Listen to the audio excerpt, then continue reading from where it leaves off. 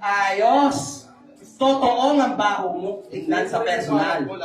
Ang baho mo, binayupak ka. Hindi mo rin yung warrant mo. Okay, no problem. Haharapin ko yan. Oo, naunahan lang ako eh. Oo, pangit ka kasi. Yun lang pangit Pwede yan. pala yan unjust vexation dito Sorry pala po. kay media. Pwede pala yan. Nananawagan din po ako. Ganyan pala yan, unjust vexation lang, ipinahiya niyo ako sa buong Pilipinas. Nananawagan din po ako sa isang napaka-importanting tao, kay Senator Manny Pacquiao. Senator Manny, nandito po kami ngayon sa CIDG. Si Norman Mangusin po ay nasa CIDG. Naghahanap po ng dala.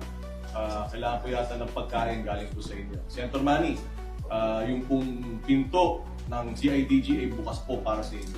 Kung pupunta po kayo, text nyo lang po ako. Samahan po kayo para magbigay ng pagkain kay Norman Mangusin.